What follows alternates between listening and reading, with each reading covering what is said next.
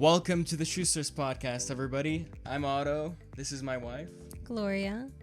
And today we will be reading chapter 11 of the Gospel of John. So we had a little mistake happening with the audio. So we recorded this episode already, but the audio was completely messed up. So we're gonna go through chapter 11 again. And I think it'll be just as interesting, and we'll actually have a little bit of prior knowledge. Which is always good. You can never reread them too many times. You can never read it too many times, yeah. Yeah, it's my first time reading the Bible. So we started with chapter 1 of the Gospel of John, and now we're at chapter 11. Also, we just made a movie reaction to The Passion of the Christ. Ooh. And the video is doing really well right now. So if you came from that video and you subscribed because of that video, welcome. And thank you. And thank you. And if you're subscribed as well, or if you're considering subscribing, thank you as well, and welcome. So if you want to watch a reaction, it's a nice way to get maybe our thoughts, and for you to also share your thoughts as you're leave a comment over there, movie. leave a comment over here. It's nice to have this kind of commentary, this fellowship going on. But and of course I encourage you to watch the movie yourself as well. Yeah. The death of Lazarus. Now a certain man was ill, Lazarus of Bethany, the village of Mary and her sister Martha. It was Mary who anointed the Lord with ointment and wiped his feet with her hair, whose brother Lazarus was ill. So the sisters sent to him, saying, "Lord, he whom you love is ill." But when Jesus heard it, he said, "This illness does not lead to death. It is for the glory of God, so that the Son of God may be glorified through it." Yeah, I feel like I just always really want to make sure that we don't skip over like these like really integral parts. Like, so one, we know that these were friends, like best friends of Jesus. They're very good friends, all of them. And Jesus is not in the town where they're at right now. He's away. And he assures, he says, and he assures them, he said, "This illness does not lead to death. It is for the glory of God, so the Son of God may be glorified through it." There's many times where we face trials and tribulations, but we always have to remember that God, if you trust in God, he always has a plan to turn anything bad into good, and he always can and will work things out for the good and to glorify himself. And there's always something you can learn from a situation, right? Yeah. From problems that arise from any issues, any challenges you encounter. There's always something you can learn from it, whether you can see it or not. And sometimes you don't see it until like way later. Yeah.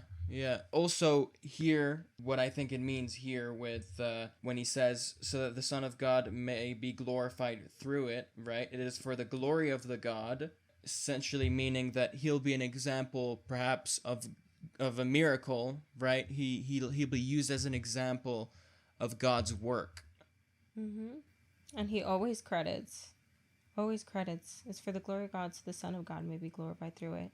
That is our purpose. As if you're a Christian, our main and biggest purpose in this life is to live a life that glorifies him. Like as a wife, the more loving I am to you, that's glorifying. That's like crediting, like I'm kinder because of him, you see? Yeah, and also I wanted to say, right, before watching Passion of the Christ, I consider myself not a believer, but I'm a kind of, I don't know where exactly, but I want to believe. And after the movie, after watching Passion of the Christ as well, I really felt strongly about that movie, and it really, I don't know, it really made me feel something where I feel like it brought me closer to Jesus. So I feel like I want to fully become a believer. I feel like I'm not like 100% there yet, but I feel like I'm getting closer, if that makes sense. That makes sense. Yeah. And the beauty about God is that now that you've like made that step, God does his part. You see that these types of emotions that you're feeling, that is literally your spirit like opening your eyes. Like as we go, like your spirit's eyes, like in the spiritual, is like you're like coming to that realization that he's always called you. Now Jesus loved Martha and her sister and Lazarus. So when he heard that Lazarus was ill, he stayed 2 days longer in the place where he was. Then after this, he said to the disciples, "Let us go to Judea again." The disciples said to him, "Rabbi, the Jews were just now seeking to stone you, and are you going there again?" Jesus answered, "Are there not 12 hours in the day? If anyone walks in the day, he does not stumble, because he sees the light of this world. But if anyone walks in the night, he stumbles, because the light is not in him." So yeah, I remember this from when we read it the other time, right? What did you take from it? Yeah, what I took from this is that, of course, here when he says, if anyone walks in the day, it means in Jesus' light, because Jesus is the light. God is the light. And so if anyone walks in the day, he does not stumble, because he's following in God's footsteps. He's following God. But if anyone's not following God's word, then they're walking in the night. If the light's not in him. As humans, we're naturally drawn to light things. And as a child, you're kind of afraid of the dark. You don't like being in the dark. Yeah. There's a reason for that. It's because God created us to yearn for light. And if we're his creation, made in his image, we naturally yearn for light, for good things, for that feeling of safety, security. And that's why when you're in the dark, you get like a little bit unnerved, a little fear, like, oh, I can't see that. I feel like there's unknown around me, and some people convince themselves and teach themselves to love dark things and stuff like that. But that is not our natural state. Of course. After saying these things, he said to them, "Our friend Lazarus has fallen asleep, but I go to awaken him." The disciples said to him, "Lord, if he has fallen asleep, he will recover."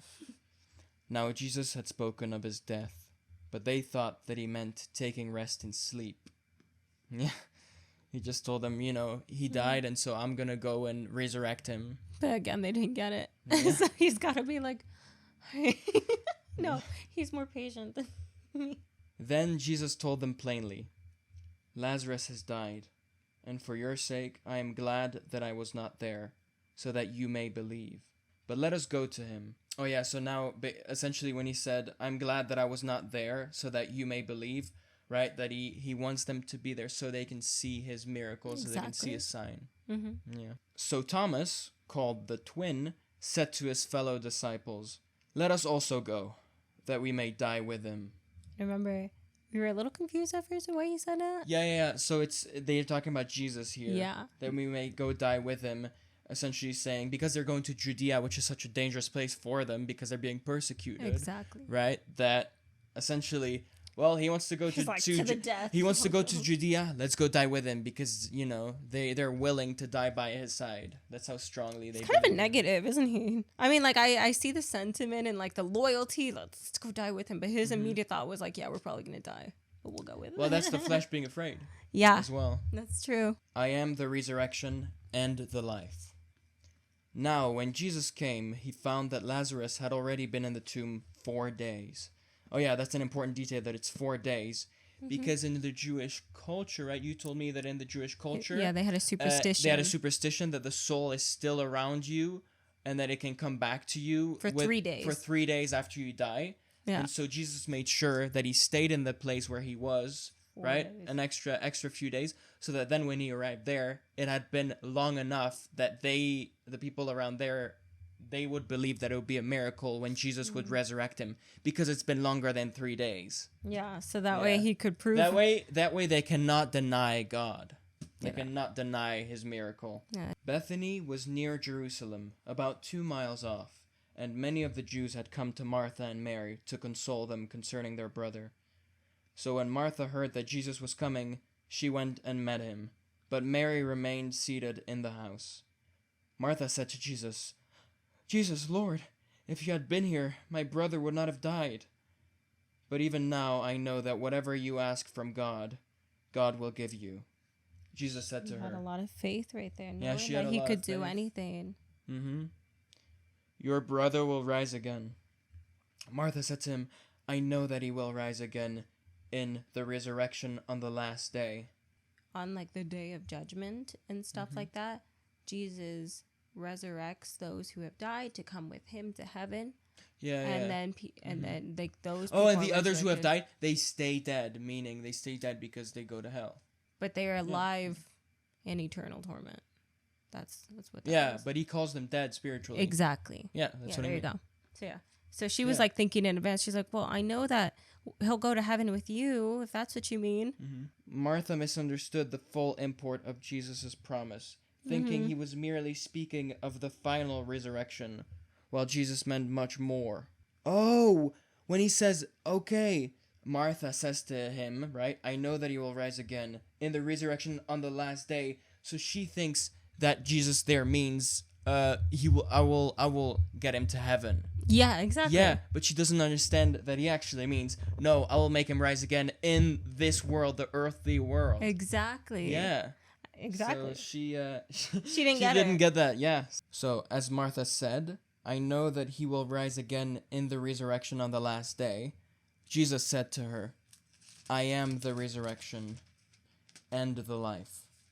Whoever believes in me, though he die, yet shall he live. And everyone who lives and believes in me shall never die. Do you believe this?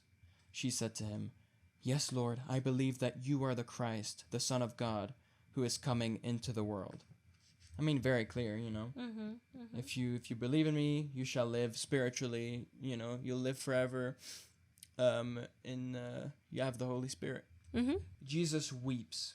When she said this, she went and called her sister Mary, saying in private, The teacher is here and is calling for you. And when she heard it, she rose quickly and went to him. Now Jesus had not yet come into the village, but was still in the place where Martha had met him. When the Jews who were with her in the house, consoling her, saw Mary rise quickly and go out, they followed her, supposing that she was going to the tomb to weep there. Now when Mary came to where Jesus was and saw him, she fell at his feet, saying to him, Lord, if you had been here, my brother would not have died. I love her confidence. Because, like, she knew, like, if you'd been there, this wouldn't have happened. Yeah, she really does believe in his miracles, and, you know. When Jesus saw her weeping, and the Jews who had come with her also weeping, he was deeply moved in his spirit, and greatly troubled. And he said, Where have you laid him? They said to him, Lord, come and see. Jesus wept.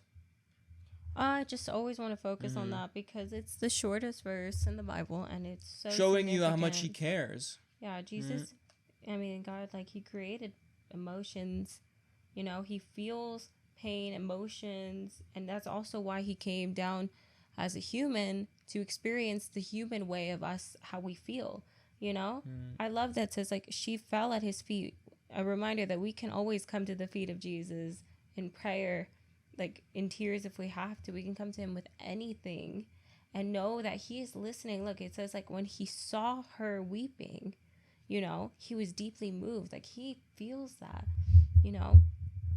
So we always just have to remember that we have a God that wants to relate to us, that does relate to us because of Jesus, that has that connection with us, that does feel those pains. But there's sometimes where we might have to go through things. Remember that example we gave as with the child? Do you want to say that? He should be our example of how to live, you know, and obviously we can only strive to be perfect. We can never be perfect. We'll always be flawed, right?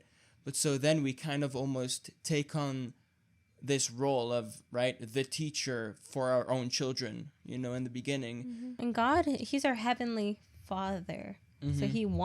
So he understands, you know, and that's why I think that's a relationship that we have. Again, we have spouses to understand the type of connection of oneness we need to have, just like Jesus, God, the Holy Spirit, but also a relationship with our children. If we have kids, to understand how he parents, disciplines, that all these things are necessary to allow your child to grow up a little bit. And it's like, that's, so it still hurts as a parent to watch those things, but like, he's there for us, you know? And that's what we should strive for as parents, to be like how Jesus is for us, right? And how you can see it in the Bible, you know, how he was for all those people. Whenever they needed help, they could always go to Jesus. That's what we should strive for, right? As a parent, when we have kids, that our kids should always be able to come to us, you know? And sometimes, of course, you let the kids be a little, because sometimes they gotta learn by just, you know, letting them be, right? You can't always be on top of them. There's also lessons to be had by themselves, right? Yeah. For example, they Falling fall off a down, bike they fall off a bike, they fall down, right? And if it's nothing major, you know, they mature. Well, yeah, that's how you mature. And you learn so, from yeah, that. in that same way, Jesus, like, he's there for us. Like, he understands and he feels grief. If you're grieving someone, if you're in pain, like, God understands. It says in his word, he is close to the brokenhearted. He is a comforter. And you only need to ask him to experience him as a comforter for him to oblige. Like, he'll do it. So the Jews said, "See how he loved him." But some of them said, "Could not he who opened the eyes of the blind man also have kept this man from dying?" So skeptics, right? Yeah, for sure. Yeah. Jesus raises Lazarus. Then Jesus, deeply moved again, came to the tomb. Again, you know, emphasizing what we just talked about. It was a cave, and a stone lay against it. Jesus said, "Take away the stone."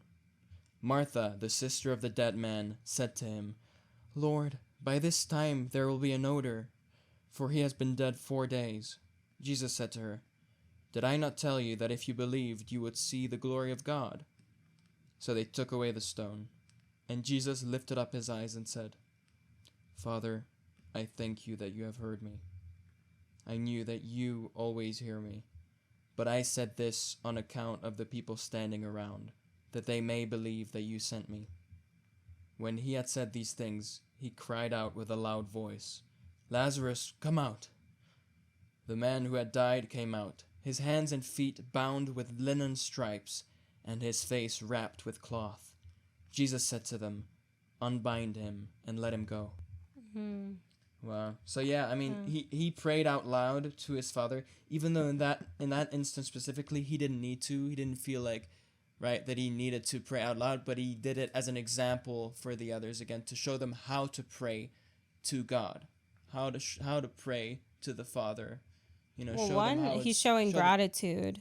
Yeah. Yeah, but show them how it's done as well, right? An example of how to pray to God. Well, more than that, he also said it for their benefit, so that they may believe that. Yeah, he exactly. sent me. And he also said it out loud, so they can see that it comes from God, and so all the credit goes to God and not to Jesus. Yeah. Jesus is not saying, "Oh, Lazarus, get up." No, he's saying, "Please, Father," you know. Exactly. So he says it for our benefit.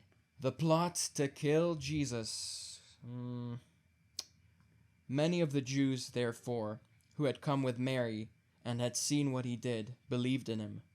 But some of them went to the Pharisees and told them what Jesus had done. Snitches. Yeah, snitches get stitches. Yeah, you don't know that saying?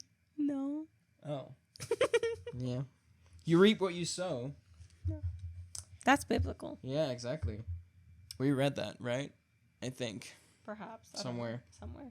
But yeah, so obviously skeptics, or they're more afraid of the wrath of man than the wrath of God. True. And maybe they think they might get favors in return. True. You know, that's possible. That's too. actually very possible. They go complain to the Pharisees, and then maybe they get gold, or they get silver. Rewards. Silver, like Judas. No spoilers. Oh, yeah. Well, we watched the Passion of the Christ. I'm kidding. So I got spoiled. I thought he got pieces of gold, and it was only pieces of silver that he betrayed Jesus for. This whole time I thought it was gold. Hey, even though it's still not good enough, you should never betray Jesus. But I was surprised that it was silver. Oh my God. So the chief priests and the Pharisees gathered the council and said, "What are we to do? For this man performs many signs. If we let him go on like this, everyone will believe in him, and the Romans will come and take away both our place and our nation." I don't think we highlighted on that before. Well, they're really afraid of the Romans, right? And they're really afraid of losing their power. Well, yeah, they don't want to lose their power. Right now, they're like the religious leaders. That's like that's their power. Yeah, and if Jesus becomes more important than them, that's what they're afraid of. That Jesus overshadows them. Yeah. That's I the big never thing. highlighted I didn't that. I didn't think of it like that until now. Somehow I don't know what happened, but reading it now a second time. I'm glad we are rereading it a for second real, time. because I thought they were just scared of the Romans taking over, and that they would look. I don't know. It would make them look weak if there's if people are turning their attention away from them and Everything looking, they've ever known. known. and looking at Jesus instead. But actually, even more so than that, they're just scared of being overshadowed by Jesus. Yeah.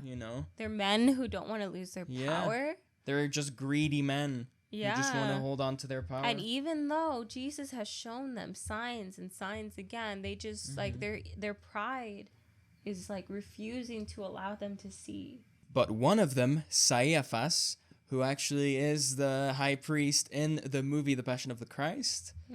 Yeah, as we've seen. Is it Caiaphas or Caiaphas? Oh, Caiaphas? I don't know. Caiaphas? Okay, let's call him Caiaphas. Let us know if you know. Yeah. Caiaphas, who was a high priest that year, said to them, "You know nothing at all, nor do you understand that it is better for you that one man should die for the people, not that the whole nation should perish." He did not say this of his own accord, but being high priest that year, he prophesied that Jesus would die for the nation, and not for the nation only, but also to gather into one the children of God. I understand this differently now. To gather into one the children of God who are scattered abroad. So from that day on, they made plans to put him to death. I understand this differently now. When he's saying, like, do you not understand that it's better for one man should die for the people than the whole nation perish? This is layered in his brain and his thoughts. He's saying this like, no, we don't want there to be rioting and uproar. Let's just kill him. Get this whole cult thing that he's thinking over with. He's crazy. We'll shut it down. We'll be good. Our whole nation is not going to perish. God, however, he did not say that. God, however, put that seed in his brain to say that. It's in the Enduring Word, the commentary, it says that it is a subconscious prophecy, as he is the high priest that year. And God allowed him to say that because obviously the deeper meaning is that Jesus actually would in fact die, but for all and it's almost like Jesus put that idea in his head too, right? Exactly. Because that is the plan. That's the only way that then humanity can be saved. Yeah, can get salvation. But do you see that? Yeah, so the only way we could have gotten salvation, is from Jesus' sacrifice. And so here God was planting the seed in the head, essentially, of Caiaphas, right? Making him think, oh, we have to kill Jesus. But he's thinking of it like in this level, like, oh, might as well just get rid of him. Yeah, let's get rid of him. It will be for the good of the people. Exactly. Right? But yeah, not realizing that obviously God has much bigger plans. Yeah, it's all for God's plan in the end. Crazy. Yeah. Jesus, therefore, no longer walked openly among the Jews, but went from there to the region near the wilderness, to a town called Ephraim, and there he stayed with the disciples. Now the Passover of the Jews was at hand, and many went up from the country to Jerusalem before the Passover to purify themselves. They were looking for Jesus, and saying to one another as they stood in the temple, "What do you think? That he will not come to the feast at all?" Now the chief priests and the Pharisees had given orders that if anyone knew where he was, he should let them know, so that they might arrest him. Oh, man. Yeah, conspiring to arrest him. Now they have clear plans to arrest him. And now they're fully plotting, though. They're scheming. Yeah. It's not just like let's throw stones spontaneously. It's no, how do we get him? Yeah. Crazy. Makes me want to keep reading. Yeah. Oh, it's so interesting. Yeah, that was chapter 11. Oof, it's getting intense now. We'll be reading chapter 12 in the next episode. We hope you enjoyed this episode, of course. If you did, leave it a like. Comment your thoughts. Yeah, comment your thoughts, of course. We love to hear all your thoughts, all your opinions. Please share those with us. And to not miss any of our future content, please consider subscribing as well. And we'll see you next time for chapter 12. Bye. Bye-bye.